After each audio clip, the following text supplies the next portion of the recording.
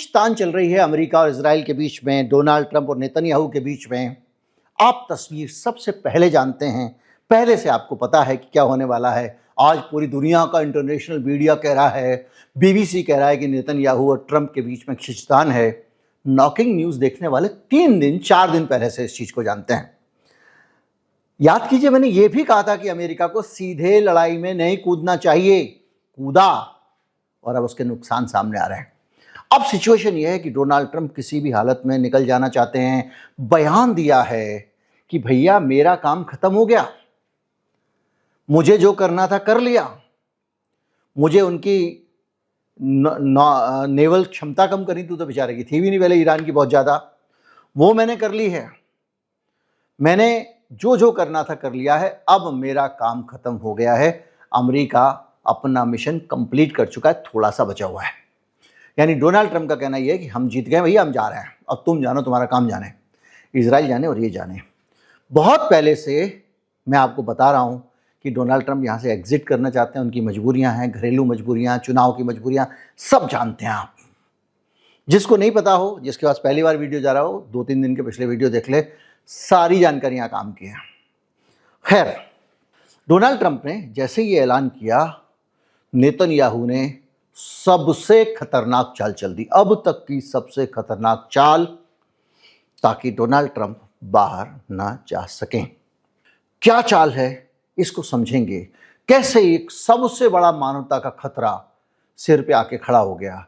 क्या हिंदुस्तान में इसको लेकर कोई असर पड़ेगा? क्या हिंदुस्तान के पड़ोस में एक बहुत बड़ा खतरनाक खेल इजराइल खेल गया था, जो हम सबके लिए खतरनाक हो सकता था? ये भी समझेंगे और ये भी जानेंगे कि कैसे ईरान जीतता जा रहा है तो दुनिया का रुख बदलता जा रहा है। मैं हूं गिरिजेश वशिष्ठ और आप देख रहे हैं नॉकिंग न्यूज का यूट्यूब चैनल।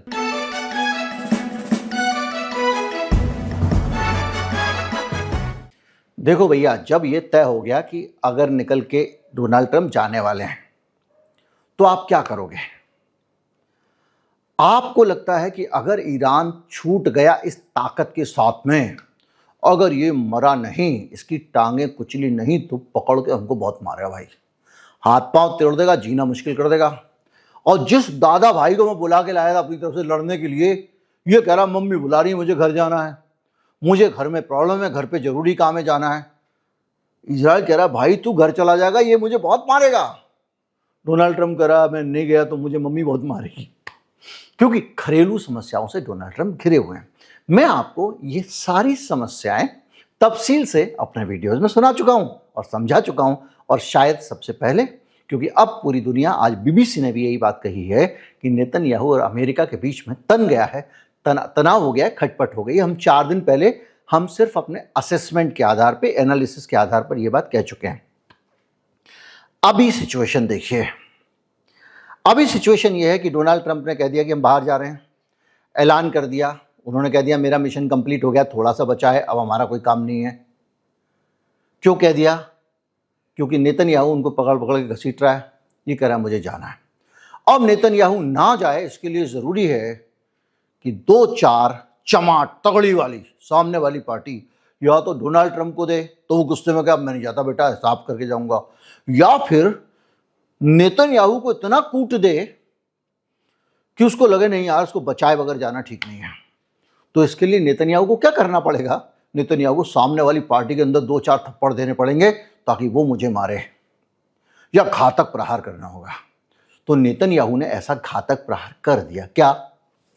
नेतन्याहू ने नतांज में जो न्यूक्लियर संवर्धन केंद्र था, जहां पे प्यूरिफिकेशन होता है, यूरेनियम का शुद्धिकरण होता है, घुमा घुमा के करते हैं, उस जगह पे मिसाइल गिरा दिए, बम गिरा दिया है। अब आप सोचिए, परमाणु ठिकाने पे बम गिरा दिया। किस परमाणु ठिकाने पे? ये वही परमाणु ठिकाना है जिसको पहले ही अमेरिका वो भारी टनों भारी जो B-2 बम्बर होते हैं उससे नष्ट कर चुका है। नतांज अंडरग्राउंड ठिकाना बंद नष्ट कर चुका है। उस ठिकाने पे मिसाइल गिराने का मतलब क्या है? जाहिर बात है कि वहां से अगर न्यूक्लियर रेडिएशन हो गया, कुछ हो गया, तो समस्या खड़ी हो जाएगी। और आप अच्छी तरह से जानते हैं भारत बगल में ही ईरान के, हो सकता है हवाएं चलें और उसका असर हमारे मुंबई तक आ जाए, हमारे गुजरात तक आ जाए। कितनी घटिया हरकत की है। तो अब आप अगर ये हरकत करोगे, किसी के परमाणु ठिकाने पर हमला करोगे, तो छोड़ देगा। आपने अभी कुछ दिन पहले उसके ऊर्जा ठिकाने पर, उसके गैस फील्ड पे हमला किया। उसने उठा के आपके पक्ष की 10 जगह पे ऐसे हमले कर दिए। तेल अवीव से लेके हाइफा से लेके कतर तक सबको रुला दिया उसने। तो अब आप जब ये जानते हो कि वो दुगनी तिगुनी ताकत से रिटेलिएट करता है, तो तीसरे ही दिन जाके आप परमाणु ठिकाने पे हमला क्यों कर रहे हो? इससे ये पता चलता है कि बदमाशी नेतन्याहू की सारी हदें पार कर चुकी है। इस जगह पे इंटरनेशनल एटॉमिक एनर्जी एजेंसी ने बाकायदा घोषित किया है कि बच गए, रेडिएशन नहीं हुआ। ईरान ने प्रॉपर उनको बताया। अब देखिए, ये एक ऐसी निगरानी संस्था है जो लोगों के एटॉमिक प्रोग्राम पे नजर रखती है। ईरान इस संस्था को अपना एटॉमिक प्रोग्राम हमेशा इंस्पेक्शन के लिए उपलब्ध करा के रखता रहा है। और जिस पाकिस्तान ने न्यूक्लियर एनपीटी साइन नहीं की, अप्रसार संधि, परमाणु अप्रसार संधि, उस पाकिस्तान के प्रति कोई गुस्सा ना नेतन्याहू को है और ना ट्रंप को है। तो खैर, इन्होंने उसके ऊपर गिरा दिया। अब आप सोचिए कितनी बुरी हरकत है। आप कहोगे साहब अब दुश्मन के पास परमाणु बम है तो कुछ करना पड़ेगा, लेकिन है तो नहीं है। अगर आप इस पूरी घटना पे जाएं तो अभी हाल में तो खुद अमेरिका ने कहा। मैं आपको एक स्टेटमेंट बताता हूं जो वहां के इंटेलिजेंस चीफ हैं, तुलसी गवार्ड, उन्होंने CIA चीफ और सारे बड़े लोगों के साथ वहां पे संसद में बुलाया जाता है और संसद में हियरिंग हुई, उनसे पूछताछ हुई। गाबार्ड ने 18 मार्च को सीनेट इंटेलिजेंस कमेटी में अपने लिखित बयान में, लिखित गवाही में, टेस्टिमनी में कहा कि जून 25 के ऑपरेशन मिडनाइट हैमर, जब अमेरिका इजराइल ने हमले किए ट्रंप के आदेश से, उससे जो न्यूक्लियर प्रोग्राम है ईरान का, वो खत्म हो गया था पहले वाले हमले से। कौन से हमले? 18 मार्च 26 के हमले में। ठीक है साहब? नहीं, ये दोबारा बोलना पड़ेगा। कौन से हमले में? जून 25 के हमले में। यानी आपके रिकॉर्ड में, सरकारी रिकॉर्ड में कहीं पर भी कोई ऐसी गुप्त सूचना नहीं है कि ईरान परमाणु बम पे काम कर रहा था। ईरान ने कोई कोशिश नहीं की है इसे दोबारा बनाने की, ये भी उनको पता है। और जो ग्राउंड एंट्रेंस हैं उस जगह के, नतान्स के, उनको भी सीमेंट से बंद कर दिया है। यानी अमेरिका के अपने रिकॉर्ड में ये तय है कि उस जगह का इस्तेमाल नहीं हो रहा है। और उन्होंने इस हिस्से को पढ़ा और कुछ नहीं पढ़ा, क्योंकि मौखिक रूप से वो नहीं पढ़ना चाहती थी, ऑन रिकॉर्ड आना चाहता था। तो उन्होंने कहा कि कोई इमिनेंट थ्रेट, यानी कोई तात्कालिक खतरा ईरान से बिल्कुल नहीं था, साफ मना कर दिया। और ये कहा, जो सबसे बड़ा थप्पड़ है, ये फैसला प्रेसिडेंट का फैसला था, ट्रंप का फैसला था, इंटेलिजेंस कम्युनिटी का फैसला नहीं था। यानी ये फैसला गुप्त सूचनाओं पर आधारित नहीं था, राष्ट्रपति को कहीं से पता चला होगा तो उसका फैसला था। ये वहाँ की संसद में वहाँ का जो गुप्तचर विभाग की सबसे बड़ी अधिकारी है, उसने कहा है। ईरान हमेशा कहता आ रहा है, आप जानते हैं कि कब खामनेई जो है वो उस पर फतवा जारी कर चुके हैं कि हम कभी भी न्यूक्लियर बम नहीं चलाएंगे, बनाएंगे नहीं, इस्लाम के खिलाफ है, ये हराम है, फतवा चुका है। ओबामा के समय पे ओबामा ने भी इसकी पुष्टि की थी कि ईरान इस कार्यक्रम से बाहर निकल चुका। ये बहाना ढूंढ रहा था इजराइल, और डोनाल्ड ट्रंप को इन्होंने फंसाया। आप जानते हो कि एप्स्टीन ये सब जितने थे, ये सब इजराइल के लोग थे, मोसाद के, ब्लैकमेलिंग करते थे, सारी चीज़ें आप जानते हो। तो ऐसी हालत में जब ये युद्ध हुआ तो डोनाल्ड ट्रंप हो गए एक्सपोज। लेकिन एक्सपोज होने से ज़्यादा खतरनाक चीज़ है कि डोनाल्ड ट्रंप जैसे जैसे युद्ध खींचते जा रहे हैं, महंगाई बढ़ती जा रही है, महंगाई बढ़ती जाएगी तो विकास रुक जाएगा। दुनिया पूरी रिसेशन के मुहाने पे खड़ी हुई है। कभी इस पर इंडिपेंडेंट वीडियो बना के डिस्कस करेंगे। बहरहाल, इस हमले के बाद बहुत सारी खतरनाक चीज़ें आ गई हैं। दुनिया में हर आदमी इस बात को समझ रहा है कि इसके पीछे एस्केलेशन का इरादा है, यानी लड़ाई को बढ़ाने का इरादा है नेतन्याहू का। अब आप जरा ठंडे दिमाग से सोचिए, तुमने घुस के घर में उसकी बहन को थप्पड़ मारा तो क्या वो छोड़ देगा?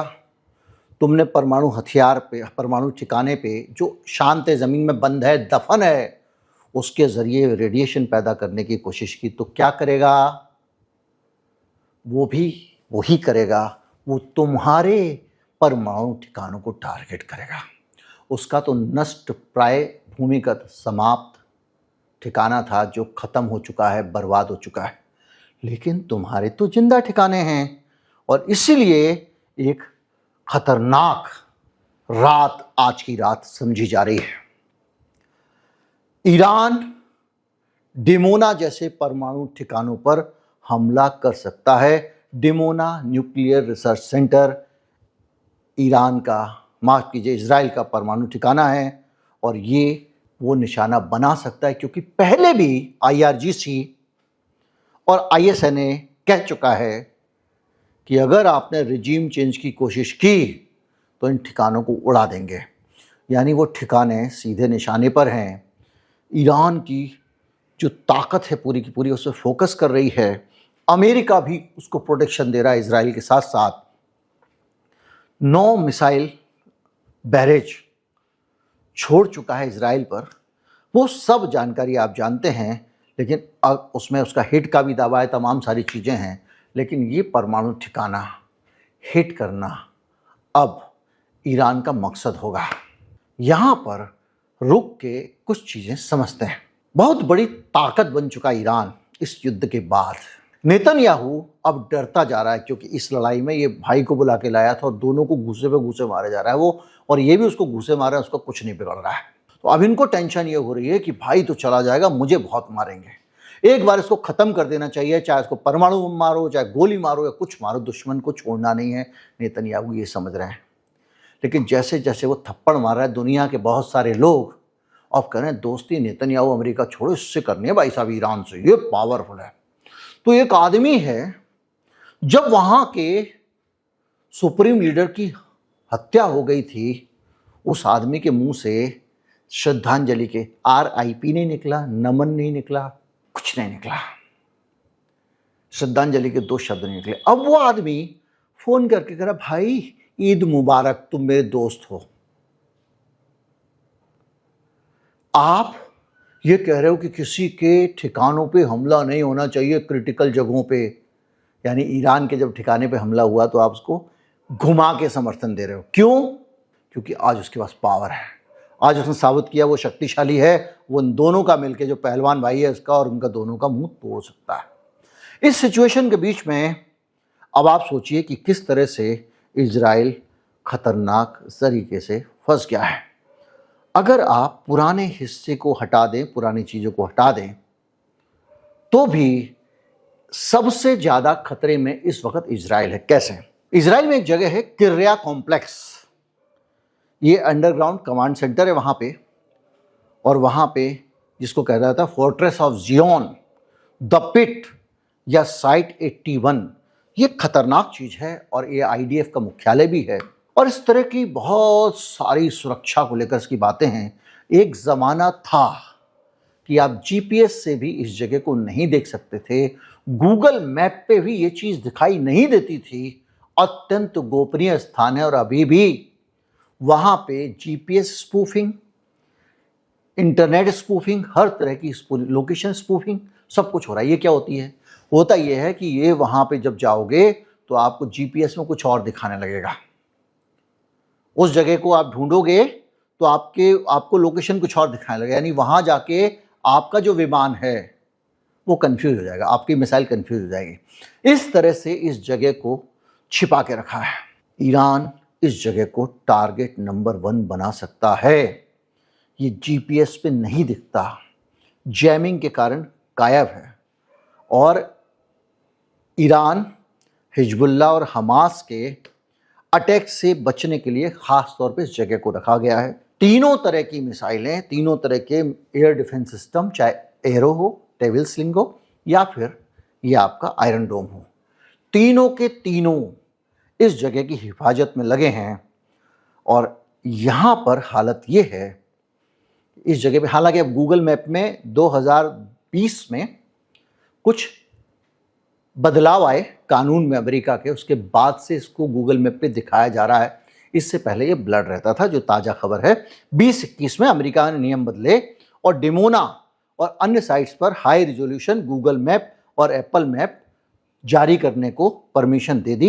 यानी अमेरिका ने अभी तक रोक लगी थी, लेकिन ये अभी भी छुपा हुआ है, क्योंकि ये जगह है अंडरग्राउंड, ज़मीन के अंदर है। तो ये जगह जो है ये तगड़ा निशाना बन सकती है, इसको आज की रात में उड़ा सकता है।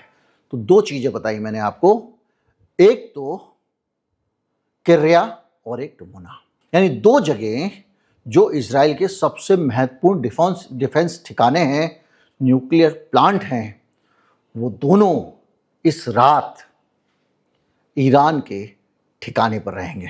जब मैं वीडियो बना रहा हूं इसकी भविष्यवाणी कर रहा हूं, ऐसा मुझे लगता है। और निश्चित तौर पे जैसे ही ये जाके वहां पर मिसाइल गिरेंगी, नेतन्याहू चिल्लाने लगेगा, ट्रम्प भाई मत जाओ, मेरी जान खतरे में, मेरी जान बचाओ बचाओ बचाओ बचाओ। और इस तरह से ये बचने की कोशिश करेगा।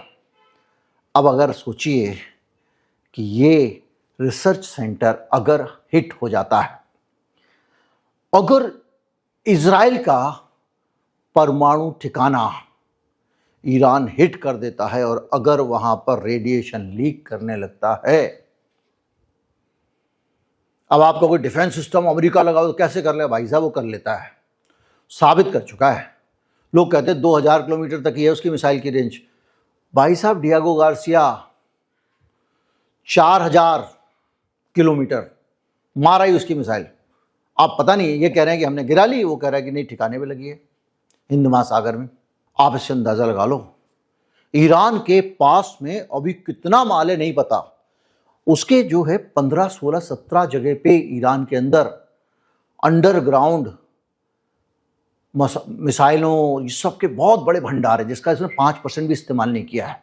इन्होंने क्या किया कि उसके कुछ ठिकानों को पहचान के उनके गेट के ऊपर मिसाइल गिरा दी और कहना शुरू कर दिया हमने नष्ट कर दिया फैसिलिटी। अब उसने क्या हुआ, जब इन्होंने उसके धुआं निकाला था, उसके तेल में आग लगाई थी, तो काला बादल हो गया और इन्होंने उसी बीच में दोबारा से उनके दरवाजे वगैरह खोल लिए और मिसाइलें निकाल रहा है। उनकी बहुत सारी मिसाइलें जैसे खेत में लगी होती है गेहूं की बालियां, वैसे ज़मीन के अंदर रेत के नीचे गड़ी हुई हैं, साइलोज कहलाते हैं वो। इतना बड़ा एक कवर है, उसके अंदर मिसाइल है। आपको जब भी जो मिसाइल चलानी है वो साइलोज खुलेगा, मिसाइल जाएगी, ढक्कन बंद हो जाएगा, ऊपर से प्लेन जमीन। पूरा ईरान भरा हुआ है। ईरान ने अगर कुछ किया है तो यही किया है कि इस युद्ध की तैयारी की और कुछ नहीं किया। आज उसके पास बहुत पावर है, इसीलिए अमेरिका भाग रहा है। ट्रंप कह रहा है अभी भागे तो इज्जत बचा के भागेंगे, वरना बाद में लंगोटी भी यही रह जाएगी। इस सिचुएशन के बीच में ईरान सारी टेक्निक जान गया है, इनके सारे एयर डिफेंस सिस्टम फेल कर चुका है, इनके बड़े बड़े धुरंधर राडार उड़ा चुका है और इनके खुद के विमान गिरा चुका है। यानी उसके राडार से ज़्यादा उसके पास टेक्नोलॉजी। देखिए 2 मिनट समझ लेते हैं। देखिए होता क्या है कि कई तकनीक है, मैंने आपको बताया था राडार क्या करता है, बॉल मारो टकरा के आई तो समझ लो वहाँ पे कुछ सामान है, तो कितनी देर में गई कितनी देर में आई, इससे आप हिसाब लगा लेते हैं कितनी दूर है। चमगादड़ वैसी आवाज़ से पता रास्ता तय करती है, लेकिन ये एक्टिव तरीका है। इसमें क्या है, आप फेंकते हो बॉल फिर वापस आती है। एक तरीका और है इंफ्रारेड वाला तरीका, मतलब जब एक हवाई जहाज उड़ेगा, विमान उड़ेगा, उसका इंजन चल रहा है, हीट जनरेट होगी, वो हवा से रगड़ेगा, उससे हीट जनरेट होगी घर्षण से, तो बहुत गर्म होता है। तो वो जो गर्मी है, उस गर्मी को सेंसर से आप सेंस करते हो ज़मीन पे और उससे अंदाज़ा लगाते हो ये कहाँ से चीज़ गुजर रही है और हिट करते हो। तो सारा का सारा स्टेल्थ सिस्टम अमेरिका के F-35 का फेल हो गया, ऐसे ईरान ने गिराया।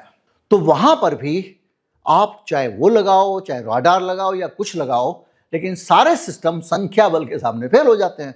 ये झुआ भर के जब इतनी सारी मिसाइल आएंगी तो कौन सी को गिराएगा कौन सी को नहीं गिराएगा कुछ समझ में नहीं आएगा। वैसे भी उनका डिफेंस सिस्टम करीब करीब ज़्यादातर जगहों पे कमज़ोर हो चुका है, लेकिन ये परमाणु ठिकाना या तो काम कर रहा होगा, तो भेजेगा 25-50 इनकी मिसाइल चला जाएंगी, राडार वाडार कहता रहेगा मार मिसाइल, मार मिसाइल होगी नहीं, मारेगी कहाँ से भाई?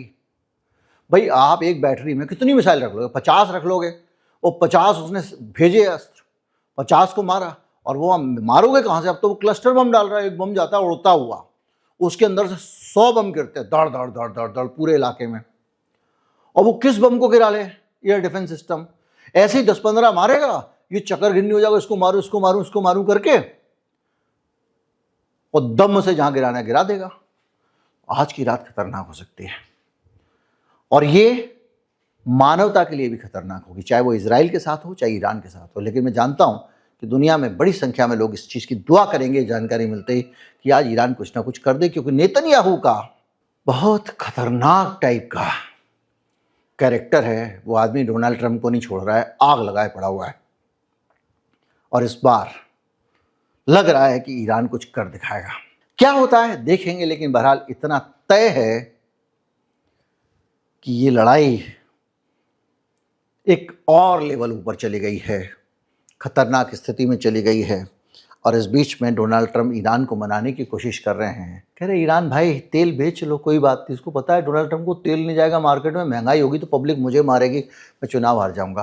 डोनाल्ड ट्रंप ने बयान दिया है मैं हार जाऊंगा तो इम्पीच कर देंगे ये लोग मुझे, अगर सीनेट हार गया तो ये लोग मुझे इम्पीच कर देंगे, ये बहुत घटिया लोग हैं, मुझे हटा देंगे पद से। अब उसकी खुद की कुर्सी पे आ गई है, आप समझ रहे हैं बात को? तो समस्या ये है। दूसरी, एक तो वो यहां से वापस जाएगा तो वहां की जो स्ट्रांग लॉबी है, यहूदी लॉबी, वो कर देगी इसको इम्पीच। अगर नहीं जाएगा तो भी मतलब स्थिति खतरनाक है। तो वो पूरा का पूरा जो सीन है उसके बीच में वो ईरान से कह रहा भैया बेच लो तेल, बेच लो भाई, तू बेच ले तेल। समझ रहे हैं? ईरान ने क्या जवाब दिया अब ये समझिए। भारत की कंपनियां और यहाँ के मीडिया में अब तो भारत को तेल मिल जाएगा, अब भारत बातचीत कर रहा है उन कंपनियों से तेल के लिए। क्या हुआ? ईरान ने भाई साहब हमारा फालतू तेल नहीं है, हमारे पास ज़रूरत भर का जितना पैदा कर रहे थे हमारा सब जा रहा है, कोई एक्स्ट्रा तेल नहीं है। डोनाल्ड ट्रंप खोले ना खोले, डोनाल्ड ट्रंप ने सोचा कि एक तो ये लालच में आ जाएगा, मेरा तेल बिक रहा है तो तेल भेजना शुरू कर देगा, हार्मुज से अपने आप ही जब इसका खुद का जहाज निकलेगा तो सुरंग वुरंग अगर कोई होगी तो हटा लेगा, रास्ता खुल जाएगा। उसने कहा ना हमारे पास तेल ही नहीं है, क्या करें, है ही नहीं भाई। और इस तरह से उसने डोनाल्ड ट्रंप को नकार दिया। बहरहाल ये पूरा सिचुएशन, पूरे सीन मिडिल ईस्ट का बहुत खतरनाक मोड़ तक पहुंच गया है। कोई आदमी अगर पकड़ के इजराइल में नेतन्याहू के हाथ पांव डाल के बांध के उसको घर में कमरे में बंद नहीं करता तो वो पूरी दुनिया को ले डूबेगा अपने साथ साथ। उम्मीद करता हूँ वीडियो आपको सरल लगा होगा, लगा हो तो दोस्तों तक भी पहुंचाएं, फैला दें चैनल को।